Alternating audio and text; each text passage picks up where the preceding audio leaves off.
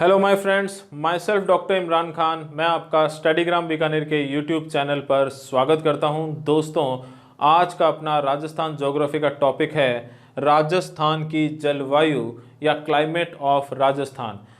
देखिए दोस्तों, आपको पहले मैं बताना चाहूँगा कि इस टॉपिक पर अपना यह तीसरा वीडियो है और अगर आपने इससे पहले के 2 वीडियोस नहीं देखे हैं तो उन्हें ज़रूर देखें।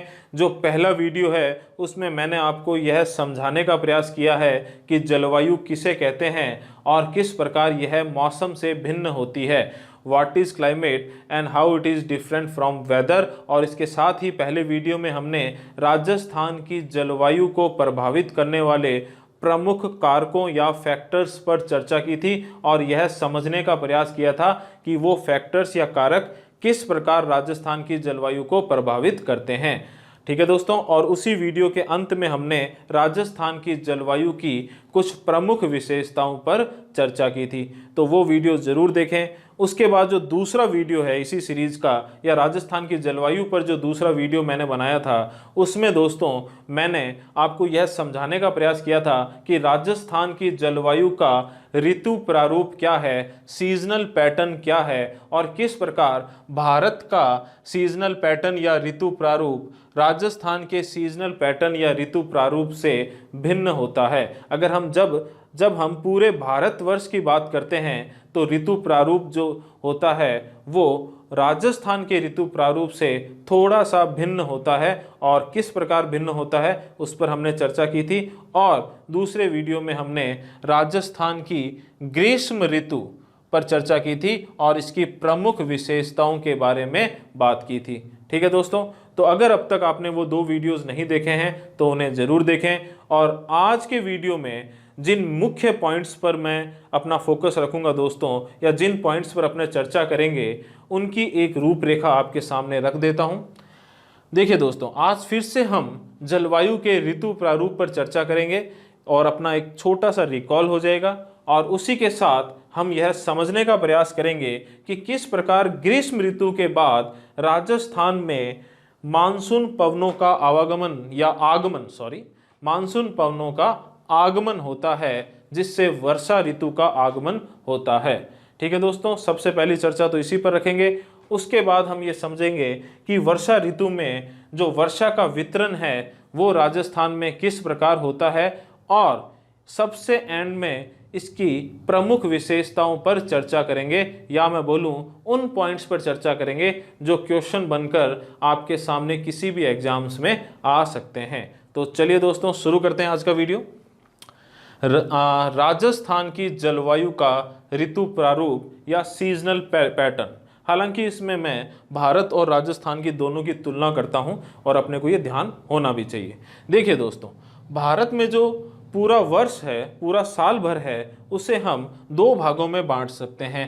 देखिए, इसे वर्षा प्राप्त करने के आधार पर या वर्षा की जो मात्रा है उसके आधार पर बांटा गया है।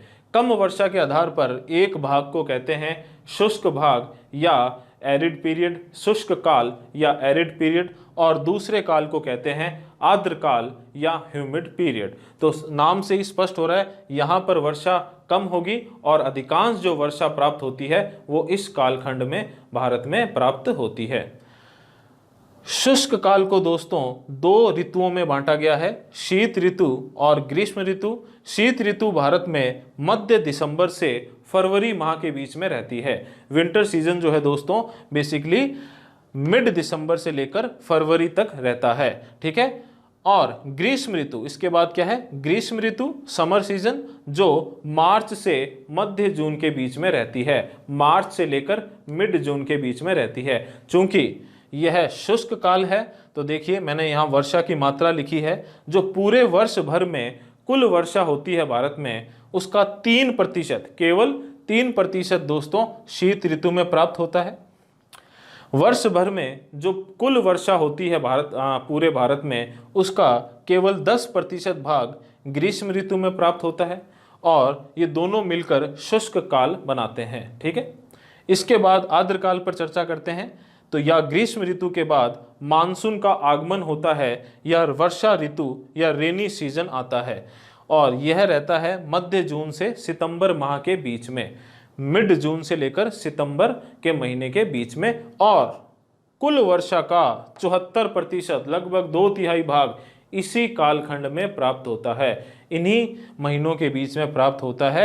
और इसे मानसून आगमन कह दो, मानसून सीजन कह दो, वर्षा ऋतु कह दो या रेनी सीजन कह दो। और उसके बाद में मानसून पवनें पुनः लौटना प्रारंभ करती है। दोस्तों मैंने आपको बताया था कि मानसून पवनें जो हैं वो दक्षिण पश्चिम से उत्तर पूर्व की ओर भारत में आगमन करती है और आधे वर्ष के पश्चात, आधे वर्ष तो इनकी दिशा रहती है दक्षिण पश्चिम से उत्तर पूर्व और बाद में उत्तर पूर्व से वापस दक्षिण पश्चिम की ओर यह प्रत्यावर्तन या पुनः लौटना प्रारंभ करती है। तो यहाँ पर मानसून पवनें पुनः लौटना प्रारंभ करती है जिसे मानसून प्रत्यावर्तन काल कहते हैं, मानसून रिट्रीटिंग पीरियड कहते हैं। और यह रहता है अक्टूबर से मध्य दिसंबर के बीच में, अक्टूबर से लेकर मिड दिसंबर के बीच में, और पूरे साल भर में होने वाली वर्षा का लगभग 13% भाग इसी कालखंड में प्राप्त होता है। ठीक है दोस्तों, तो ये तो हुआ एक तरीके से भारत का ऋतु प्रारूप या सीजनल पैटर्न जिसे हम 4 ऋतुओं में बांटते हैं। अब देखिए ध्यान से सुनना, राजस्थान की जलवायु जब हम पढ़ते हैं तो राजस्थान का जो एक साल का समय है उसे हम मुख्यतः 3 ऋतुओं में बांटते हैं। भारत में 4 ऋतुएं और राजस्थान में 3 ऋतुओं में। क्यों? क्योंकि मानसून प्रत्यावर्तन जो है इतना ज़्यादा प्रोमिनेंट नहीं होता है और उसे वर्षा ऋतु में ही हम इंक्लूड करके पढ़ेंगे।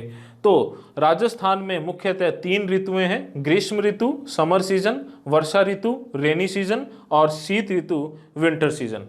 ठीक है दोस्तों, ग्रीष्म ऋतु जो है वो मार्च से मध्य जून तक रहती है, मार्च से लेकर मिड जून तक रहती है। उसके बाद मिड जून से सितंबर या मध्य जून से सितंबर माह में हमारे यहाँ राजस्थान में वर्षा ऋतु रहती है। इसके पश्चात अक्टूबर से फरवरी के बीच में शीत ऋतु या विंटर सीजन रहता है। इससे जस्ट पहले वाले वीडियो में हमने ग्रीष्म ऋतु को अच्छे से समझ लिया था। आज अपना मेन फोकस रहेगा दोस्तों वर्षा ऋतु पर। ठीक है, तो अब हम इस वीडियो में यह समझने का प्रयास करेंगे कि किस प्रकार वर्षा ऋतु का आगमन होता है। अच्छा, वर्षा ऋतु कब आएगी? जब मानसून पवनें आएंगी। तो मानसून पवनों का आगमन राजस्थान में कैसे होता है यह समझने का प्रयास करते हैं। दोस्तों फिर से यहाँ पर फोकस कीजिए, इस पूरे डायग्राम पर हमने इससे जस्ट पहले वाले वीडियो में बहुत ही विस्तृत चर्चा की है। आपको अच्छे से पता है कि जो पृथ्वी है वो अपने अक्ष से 23.5 डिग्री के कोण पर झुकी हुई है। ठीक है, और साथ ही साथ सूरज के चारों ओर पश्चिम से पूर्व में क्या कर रही है? परिक्रमा कर रही है, रिवॉल्व हो रही है। इसी कारण पृथ्वी का केवल ये वाला जो भाग है कर्क रेखा से मकर रेखा के बीच का, ट्रॉपिक ऑफ कैंसर से ट्रॉपिक ऑफ कैप्रिकॉर्न के बीच का जो भाग है केवल वही सूर्य की सीधी किरणें प्राप्त करता है। देखिए पिछले वीडियो में हम ये चर्चा अच्छे से कर चुके हैं, अभी उतना ज़्यादा विस्तृत नहीं जाएंगे, केवल सुपरफिशियल लेवल पर आपको पुनः याद दिला देता हूँ, ऊपरी तौर पर पुनः याद दिला देता हूँ। सूर्य की इस वर्ष भर में केवल यह स्थितियाँ रहती है। ठीक है, अच्छा यहाँ पर एक सेकेंड, सूर्य की वर्ष भर में पृथ्वी के सापेक्ष यह स्थितियां रहती है। दिसंबर से शुरू करते हैं। 22 दिसंबर को सूर्य मकर रेखा पर सीधा चमक रहा होता है। सूर्य की सीधी किरणें कहाँ पहुंच रही होती है? मकर रेखा पर। और इस स्थिति को क्या कहते हैं? विंटर सोलेस्टाइस, या क्या कहते हैं हिंदी में, क्या कहते हैं? शीत संक्रांति या शीत अयनांत। ठीक है, देखिए हम कहाँ हैं, लगभग भारत कहाँ है? यहाँ पर। और सूर्य कहाँ है? यहाँ। तो हमसे बहुत दूर है सूर्य, इसी कारण हमारे यहाँ क्या होता है? शीत ऋतु होती है, सर्दी का मौसम होता है, तापमान कम होता है। और देखिए इन स्थितियों का जो नाम है वो उत्तरी गोलार्ध के आधार पर रखे जाते हैं। उत्तरी गोलार्ध में जो ऋतु या जैसा टेम्परेचर होगा उसके आधार पर रखे जाते हैं। तो 22 दिसंबर को सूर्य कहाँ होगा? मकर रेखा पर। तो उत्तरी गोलार्ध में क्या होगी? शीत ऋतु, इसीलिए शीत अयनांत या शीत संक्रांति या विंटर सोलेस्टाइस। इसके ठीक 22 दिसंबर के बाद सूर्य क्या हो जाएगा? नॉर्थवर्ड डायरेक्शन में जाने शुरू हो जाएगा, शिफ्ट होना शुरू हो जाएगा, या हिंदी में बोलूं तो उत्तरायण होना शुरू हो जाएगा। दिसंबर के बाद सूर्य उत्तरायण होना शुरू हो जाएगा और 21 मार्च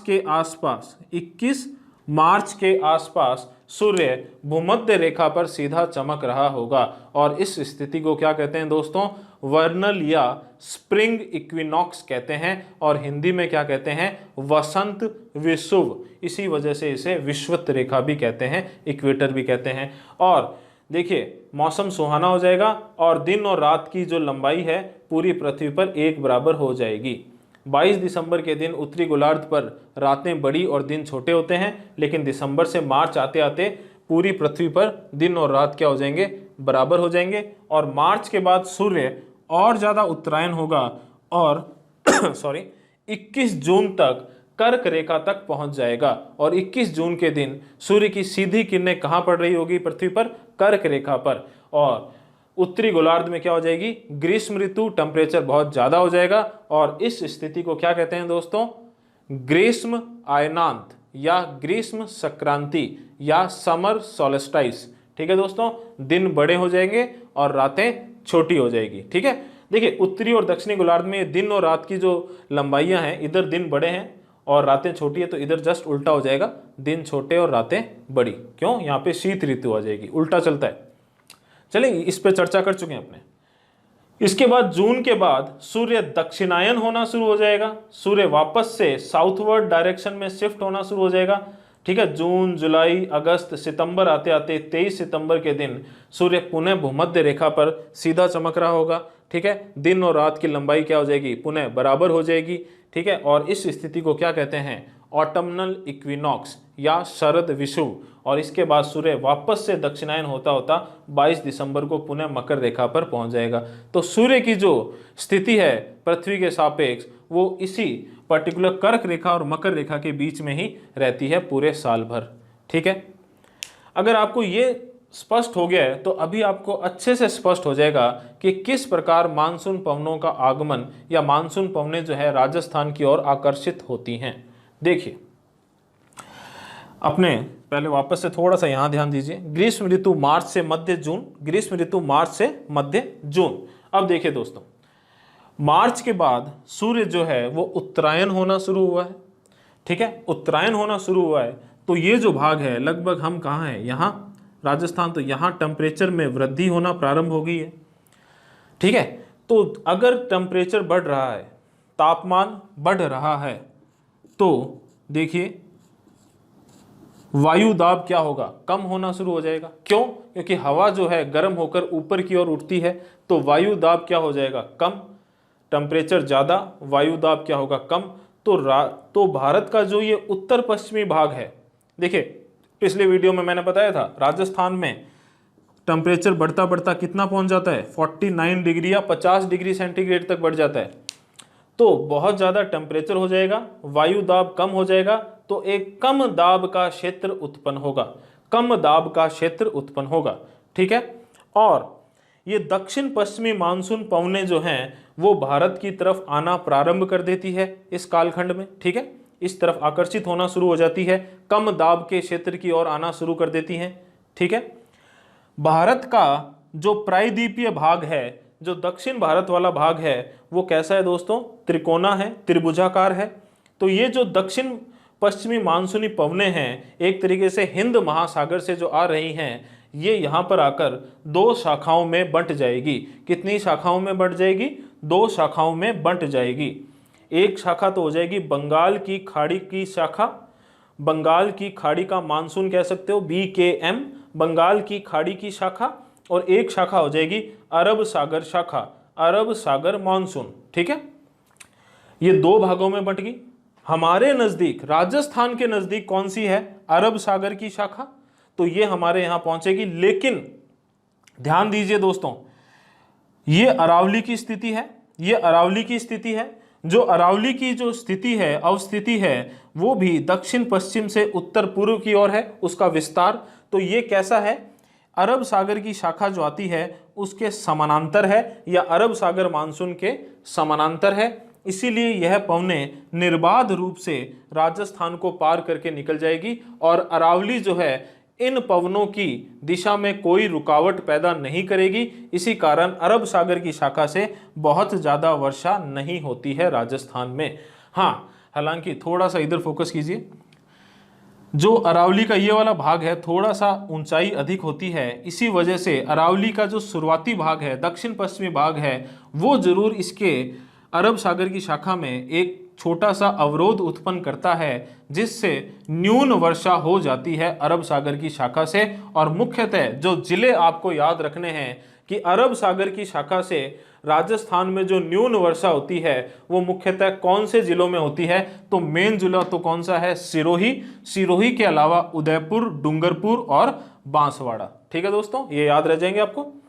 और देखिए दोस्तों, बंगाल की खाड़ी का मानसून, बंगाल की खाड़ी का मानसून, अब देखिए ये जो इस तरीके से हिमालय की स्थिति पाई जाती है।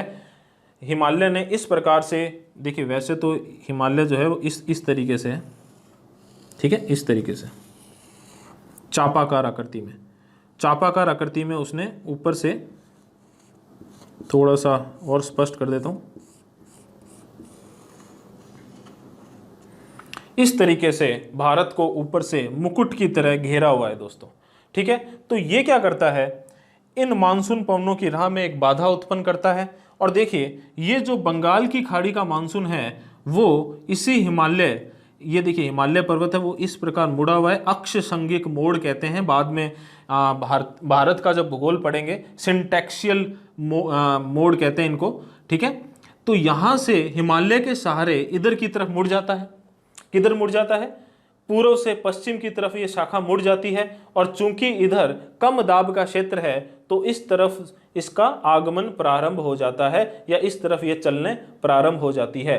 ये पूर्व से पश्चिम की तरफ जारी है तो क्या कहलाती है, पूर्वैया कहलाती है। क्या कहलाती है, पूर्वैया कहलाती है। और इसी बंगाल की खाड़ी की शाखा से राजस्थान में मुख्यतः वर्षा होती है। देखिए दोस्तों, हालांकि ये बहुत दूर से आती हैं तो यहाँ राजस्थान तक पहुँचते पहुँचते इनकी आर्द्रता में कमी आती है, साथ ही इनका कुछ भाग उत्तर दिशा में भी चला जाता है। लेकिन यदि यह सघन हो, इनमें आर्द्रता ज़्यादा हो, ह्यूमिडिटी ज़्यादा हो और तीव्र हो, इनकी स्पीड ज़्यादा हो, तो ये राजस्थान में अच्छी वर्षा कराती है। तो यहाँ पर एक एग्जाम से रिलेटेड क्वेश्चन आपको मैं बता देता हूँ कि आपसे भी पूछे कि राजस्थान में मुख्यतः वर्षा किससे होती है, या राजस्थान में मानसून की वर्षा मुख्यतः किससे होती है, और ऑप्शन में आपको चुनना हो अरब सागर की शाखा और बंगाल की खाड़ी की शाखा में, तो आपको क्या चुनना है, बंगाल की खाड़ी की शाखा या बंगाल की खाड़ी का मानसून। देखिए सुनने में अजीब लगेगा लेकिन पूरा लॉजिकली आपको समझा दिया मैंने। अरब सागर की शाखा अपने नज़दीक है, लेकिन अरावली की स्थिति के कारण यह राजस्थान में से निर्बाध रूप से निकल जाती है, बिना रुके निकल जाती है, और राजस्थान में कोई वर्षा बहुत ज़्यादा करती नहीं है, केवल न्यून वर्षा करती है, वो भी सिरोही, डूंगरपुर, उदयपुर और बांसवाड़ा जिलों के अंदर। बंगाल की खाड़ी की शाखा जो है वो मुख्यतः राजस्थान में वर्षा का कारण बनती है। ठीक है दोस्तों, आई होप आपको ये स्पष्ट हो गया होगा, और बिल्कुल इसे रट लें अच्छे से। राजस्थान में मानसून की वर्षा का मुख्य कारण है बंगाल की खाड़ी की शाखा का मानसून। ठीक है, अच्छा दूसरा देखिए, बंगाल की खाड़ी की शाखा जो है वो इस प्रकार राजस्थान में प्रवेश करती है। देखिए बहुत ही सुपरफिशियल लेवल पर ये डायग्राम बनाया हुआ है मैंने, और लगभग ये जो लाइन बनाई है यहाँ पर 60 से 80 सेंटीमीटर वार्षिक वर्षा प्राप्त होती है। 60 से 80 सेंटीमीटर तक वार्षिक वर्षा प्राप्त होती है। ठीक है, जैसे जैसे ये बंगाल की खाड़ी की शाखा दक्षिण पूर्व से उत्तर पूर्व की ओर जाएगी, दक्षिण पूर्व से उत्तर पश्चिम की ओर, दक्षिण पूर्व से उत्तर पश्चिम की ओर जाएगी, इसकी सघनता कम होती चली जाएगी और वर्षा की मात्रा कम होती चली जाएगी। और ये अरब सागर की शाखा है जो सीधी निकल जाती है। ठीक है, इतना सही समझना है इस डायग्राम से, बहुत ज़्यादा नहीं समझना है। बंगाल की खाड़ी की शाखा इस प्रकार से राजस्थान में प्रवेश करती है और अरब सागर की शाखा इस प्रकार से राजस्थान में प्रवेश करती है, और इस वर्षा के पूर्व में 60 से 80 सेंटीमीटर तक वर्षा हो चुकी होती है, और धीरे धीरे वर्षा की मात्रा कम होती चली जाती है। पूरा वर्षा का वितरण समझेंगे आराम से, यहाँ पर केवल सुपरफिशियल लेवल पर आपको ये चीज़ समझनी है। और अरब सागर की शाखा से न्यून वर्षा होती है सिरोही, डूंगरपुर, उदयपुर और बांसवाड़ा जिलों में। ठीक है दोस्तों आई होप आपको समझ में आ गया होगा। अब देखिए इस डायग्राम पर मेन फोकस कीजिए। ये जो है आपको राजस्थान में वर्षा ऋतु में वर्षा के वितरण को समझने में सहायता करेगा। देखिए राजस्थान में वर्षा का वितरण बहुत ही असमान पाया जाता है और वो अपने इस डायग्राम से या इस मैप से अच्छे से समझ सकते हैं। ये जो लाइंस दिखाई हैं मैंने, यह समवर्षा रेखाएं हैं दोस्तों। क्या है? समवर्षा रेखा, या इंग्लिश में कहते हैं आइसोहाइट लाइंस। देखिए दोस्तों फिर से आपको बता दूं, एक समान वर्षा प्राप्त करने वाले, एक समान वर्ष भर में एक समान औसत वर्षा प्राप्त करने वाले स्थानों को, जगहों को, लोकेशंस को मिलाते हुए जब हम कोई लाइन ड्रॉ करते हैं, रेखा या लाइन ड्रॉ करते हैं, तो उसे समवर्षा रेखा या आइसोहाइट लाइन कहते हैं। और राजस्थान में मैंने यह समवर्षा रेखाएं दर्शाई है। देखिए दोस्तों यह है 90 सेंटीमीटर समवर्षा रेखा। पूरे वर्ष भर में कितने सेंटीमीटर औसत वर्षा होती है? यहाँ पर 90 सेंटीमीटर। उसके बाद में 80 सेंटीमीटर समवर्षा रेखा, उसके बाद में 70 सेंटीमीटर समवर्षा रेखा, 60 सेंटीमीटर समवर्षा रेखा, 50 सेंटीमीटर समवर्षा रेखा। ये जो भाग है मुख्यतः अरावली क्षेत्र है। अच्छा दोस्तों, एक एग्जाम में पूछने वाला क्वेश्चन है, राजस्थान के ठीक बीच में से लगभग बीच में से कौन सी समवर्षा रेखा गुजरती है, या कौन सी समवर्षा रेखा राजस्थान को दो बराबर भागों में बांट देती है? तो उसका आंसर है 40 सेंटीमीटर समवर्षा रेखा। ठीक है दोस्तों, तो राजस्थान के ठीक बीच में 40 सेंटीमीटर समवर्षा रेखा पाई जाती है। उसके बाद में 30 सेंटीमीटर समवर्षा रेखा। अच्छा आपको पता ही है 25 सेंटीमीटर समवर्षा रेखा जो उत्तर पश्चिमी रेतीले मैदान को दो भागों में बांट देती है। इसके पश्चिम में शुष्कतम मरुस्थल और इसके पूर्व में अरावली तक का जो क्षेत्र है वो क्या कहलाता है? अर्ध शुष्क मरुस्थल।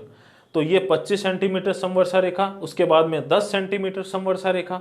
तो दोस्तों इससे एक बात तो बिल्कुल स्पष्ट होगी कि राजस्थान में हम अगर पूर्व से पश्चिम की तरफ जाएं, या मैं बोलूं दक्षिण पूर्व से उत्तर पश्चिम की तरफ जाएं, ठीक है, और बेसिकली पूर्व से पश्चिम की तरफ जाएं, तो वर्षा की मात्रा कम होती चली जाती है, आर्द्रता की मात्रा कम होती चली जाती है। या इसका उल्टा कर लो, पश्चिम से पूर्व की तरफ जाने पर वर्षा की मात्रा बढ़ती चली जाती है, या ह्यूमिडिटी या आर्द्रता बढ़ती चली जाती है। ठीक है दोस्तों, तो एक तो ये पॉइंट याद रखना, और एक ये चीज़ कि 40 सेंटीमीटर समवर्षा रेखा लगभग राजस्थान के बीच में पाई जाती है। और इसी मैप से हमें यह समझने का प्रयास करना है कि राजस्थान में वर्षा का वितरण कैसा पाया जाता है। और मैंने कुछ बॉक्सेस बनाए हैं, इसमें दर्शाया भी है। ये जो लाइन वाला क्षेत्र दर्शाया है राजस्थान के अंदर, देखिए ये वाला क्षेत्र, ये है सिरोही वगैरह, ऊंचाई होने के कारण ये क्षेत्र जो है अधिक वर्षा वाला क्षेत्र कहलाता है। और यहाँ पर भी 80 सेंटीमीटर से अधिक वर्षा होती है। तो ये बॉक्सेस बनाए मैंने, थोड़ा सा ध्यान दीजिए। ये जो क्षेत्र है 80 सेंटीमीटर जो वर्षा रेखा है, समवर्षा रेखा है, उसके पूर्व का क्षेत्र है। ठीक है, ये लाइन से दर्शाया हुआ है इस तरीके से। ये क्षेत्र राजस्थान का 80 सेंटीमीटर से अधिक वर्षा प्राप्त करता है। ठीक है, इसके अलावा ये जो क्षेत्र है ये अरावली की ऊंचाई ज़्यादा होने के कारण अधिक वर्षा प्राप्त करता है। तो ये दो क्षेत्र ऐसे हैं जो 80 सेंटीमीटर से अधिक वर्षा प्राप्त करते हैं। ठीक है, इसके बाद दोस्तों ये जो प्लस प्लस के निशान दिखाएं, ठीक है, मैप के अंदर नक्शे में, ये राजस्थान का वो क्षेत्र है जो 40 से लेकर 80 सेंटीमीटर औसत वर्षा प्राप्त करता है वर्ष भर में। ठीक है, 40 सेंटीमीटर से लेकर 80 सेंटीमीटर के बीच में वर्षा प्राप्त करता है। इसके बाद ये जो क्षेत्र है, जो लाइन दिखाई हुई है मैंने, छोटी छोटी लाइन से दर्शाया हुआ है, ये वो क्षेत्र है राजस्थान का जो 25 सेंटीमीटर से 40 सेंटीमीटर की औसत वार्षिक वर्षा प्राप्त करता है। और उसके बाद में डॉट डॉट वाला जो जगह है, या फिर जो मैंने राजस्थान के मैप में दर्शाई है जगह, ये राजस्थान का वो क्षेत्र है जो 25 सेंटीमीटर से कम वर्षा प्राप्त करता है। तो इस प्रकार इन समवर्षा रेखाओं या आइसोहाइट लाइन से राजस्थान में हम वर्षा के वितरण को थोड़ा समझ सकते हैं। अच्छा दोस्तों, अब मैं राजस्थान की वर्षा ऋतु की कुछ प्रमुख विशेषताओं पर चर्चा करूंगा, लेकिन उससे पहले जितने भी पॉइंट्स जो अपने इस बोर्ड पर लिखे हुए हैं या जो भी डायग्राम बने हुए हैं, मैप्स बने हुए हैं, इनको आप गौर से देखें और जो भी पॉइंट्स आपको नोट डाउन करने हैं उन्हें अपने नोट्स में नोट डाउन कर लें। देखिए दोस्तों, अब जो पॉइंट्स आएंगे वो एग्जाम पर्पस से बहुत ज़्यादा इंपॉर्टेंट होंगे। हालांकि अभी तक जो चर्चा की है वो भी इंपॉर्टेंट है और समझने का प्रयास किया है कि किस प्रकार मानसून पवनों का आगमन होता है, किस प्रकार मानसून पवनें राजस्थान में आती हैं। और जैसे ये बहुत ही इंपॉर्टेंट क्वेश्चन है कि राजस्थान में मानसून में मुख्यतः वर्षा किससे होती है, बंगाल की खाड़ी की शाखा से होती है। तो ये भी एक अपने आप में इंपॉर्टेंट पॉइंट है, जरूर नोट कर लेना। और राजस्थान के ठीक बीच में कौन सी समवर्षा रेखा या राजस्थान के लगभग बीच में कौन सी समवर्षा रेखा पाई जाती है, 40 सेंटीमीटर समवर्षा रेखा पाई जाती है। तो ये भी एग्जाम पर्पज से इंपॉर्टेंट है।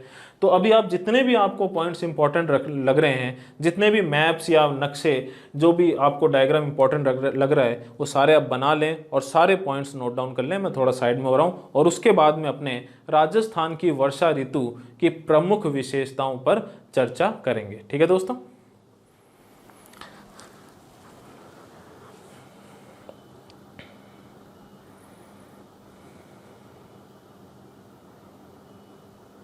तो चलिए दोस्तों, वीडियो को आगे बढ़ाते हैं। तो दोस्तों, अब तक हमने इस वीडियो में राजस्थान की ऋतु प्रारूप पर चर्चा करते हुए राजस्थान की वर्षा ऋतु पर कुछ चर्चा की है और साथ ही यह समझने का प्रयास किया है कि किस प्रकार राजस्थान में मानसून पवनों का आगमन होता है, जिससे राजस्थान में वर्षा ऋतु का या फिर मैं कहूँ रेनी सीजन का आगमन होता है।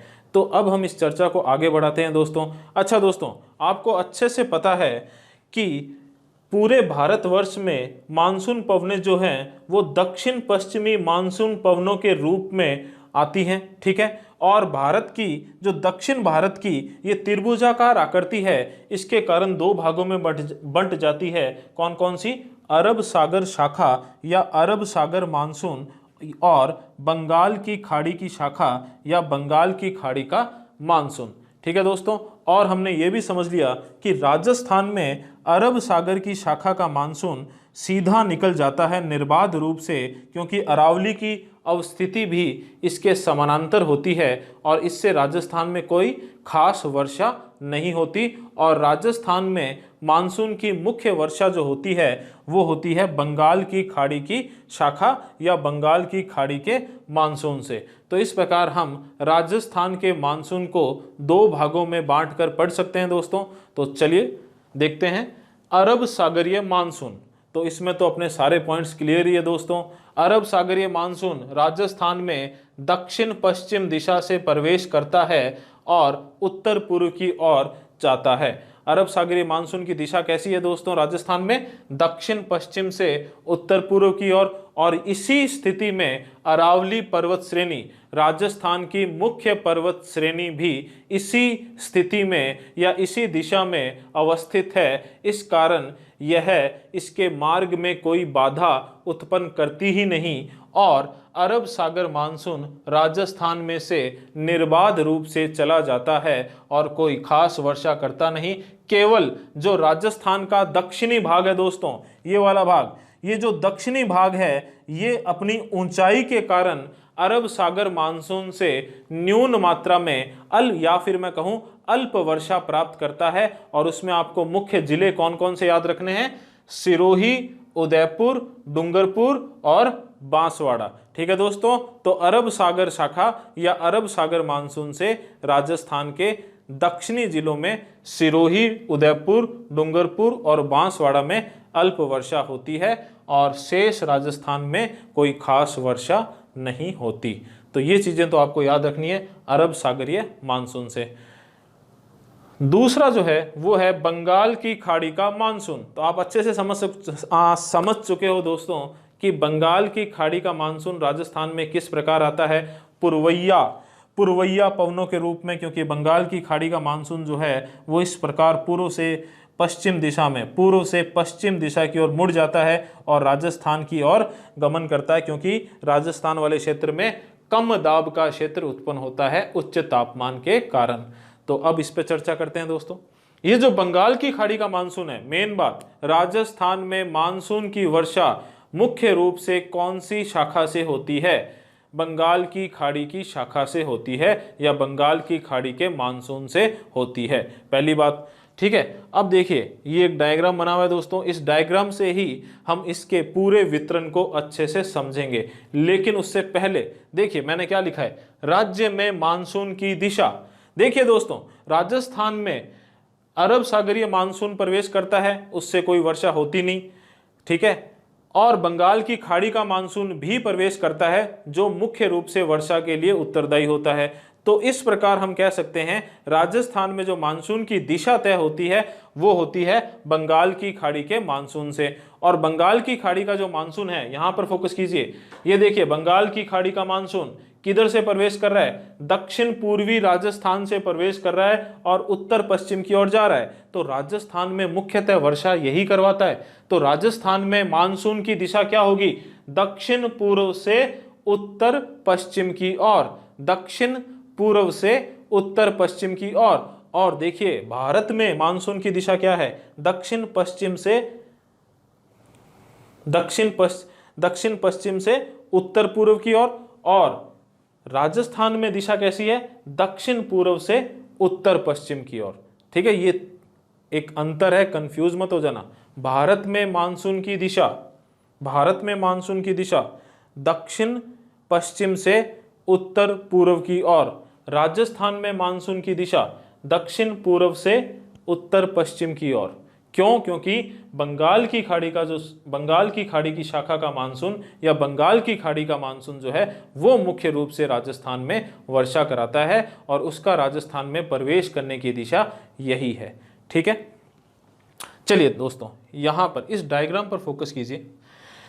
मुख्यतः दक्षिण पूर्वी राजस्थान जो हाड़ौती का पठारी क्षेत्र है, यहां पर ये जो मानसून है, कौन सा? बंगाल की खाड़ी का मानसून 15 जून को प्रवेश करता है दोस्तों।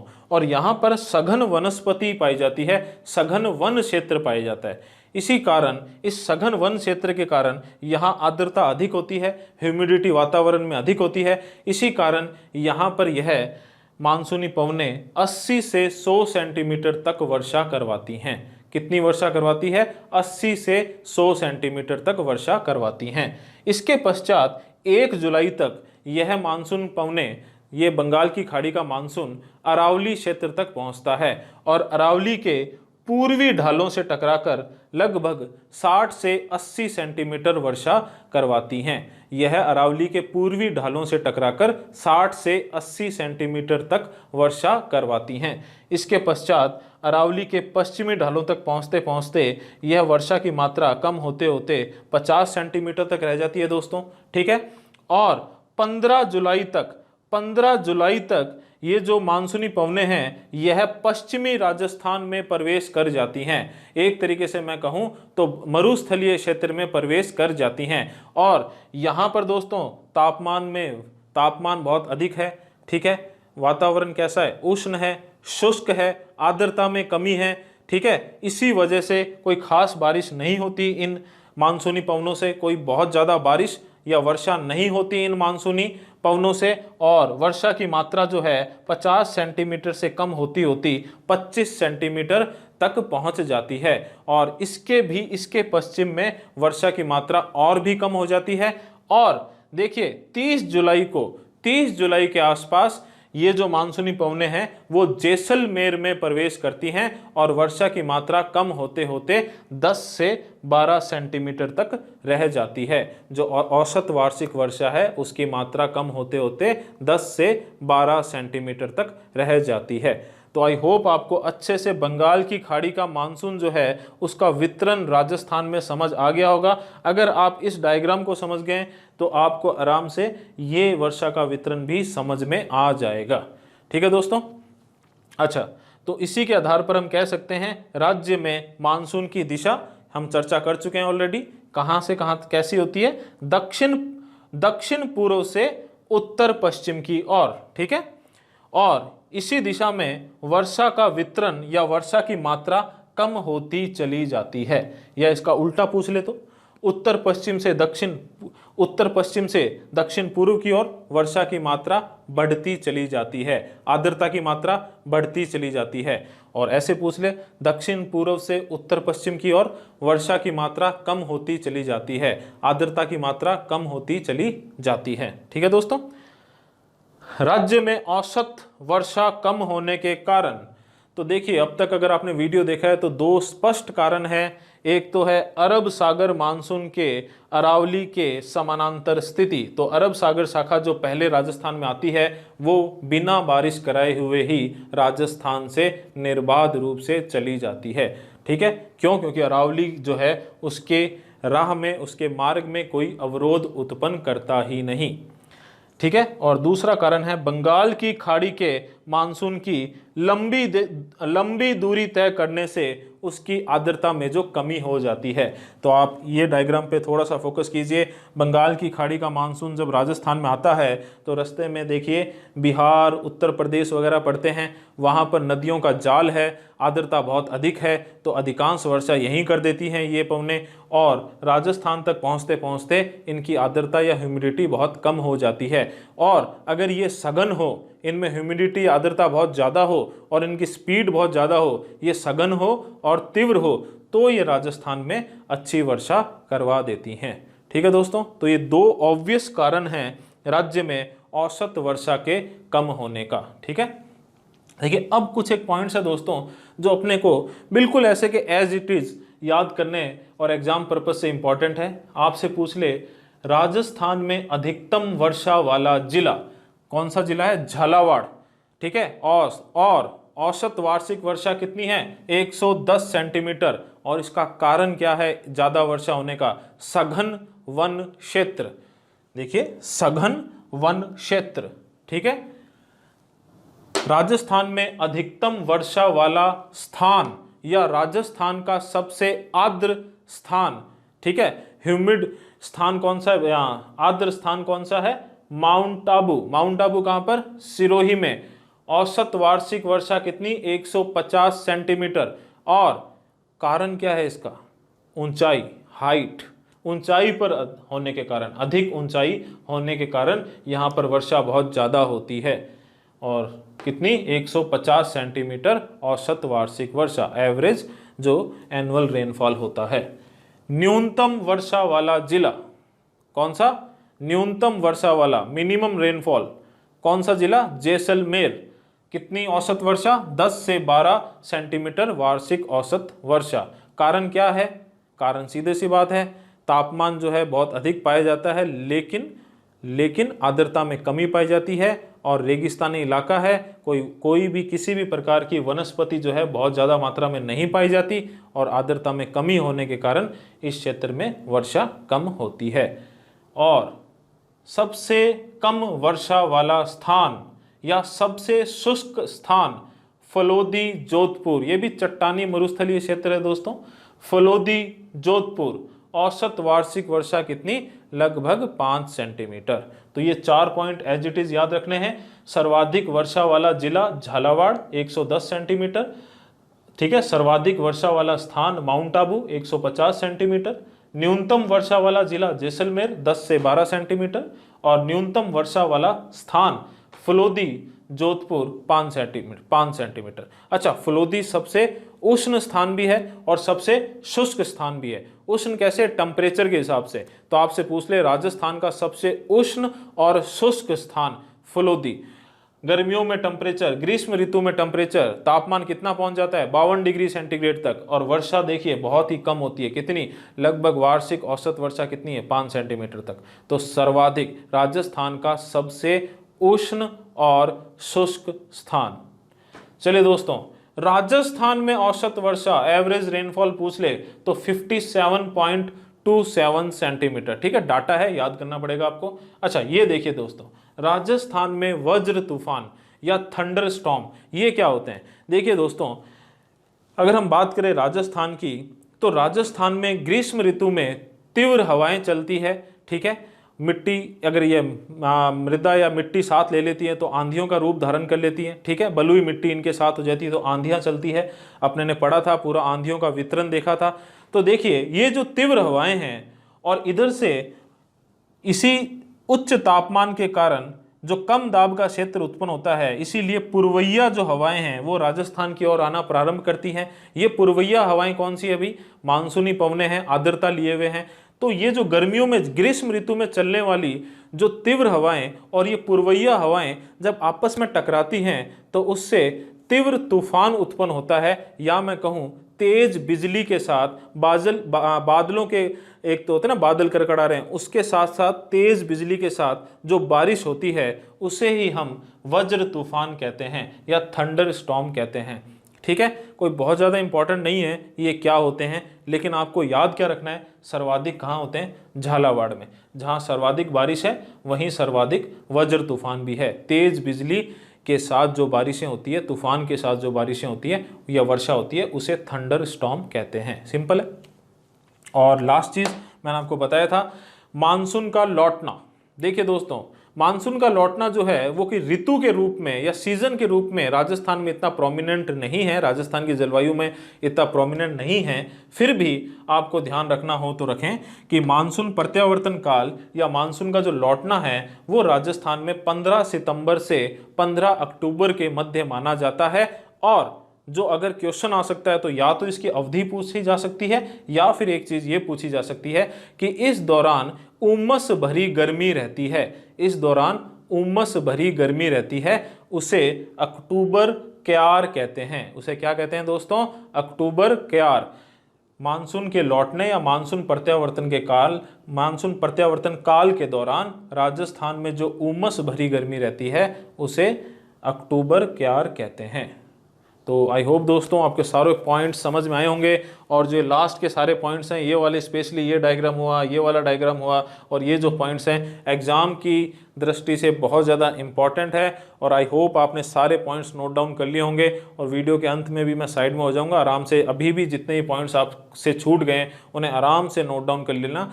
मैं साइड हो जाऊँगा, वीडियो पॉज कर लेना, पूरा ये जितने भी डायग्राम हैं, जितने भी मैप्स हैं, इन्हें अच्छे से देख लेना और अपने सारे पॉइंट्स एक एक पॉइंट्स नोट डाउन कर लेना। कोई भी आपको डाउट हो तो वीडियो में वापस जाके वापस देख लेना, नहीं तो पर्सनली आप मुझे मैसेज कीजिए या आपको व्हाट्सअप नंबर दिए हुए हमने कोचिंग के, वहाँ पर मैसेज करके पूछ सकते हैं। और साथ ही अपने एक क्वेश्चन एंड आंसर राउंड भी शुरू करने वाले हैं, जिसमें क्या होगा, आपके जितने भी क्वेश्चन जीके के होंगे वो आप अपने भेज दीजिए। हम हफ्ते या 10-15 दिन के अंदर उसका एक वीडियो केवल आपके क्वेश्चंस पे ही बना देंगे। ठीक है दोस्तों।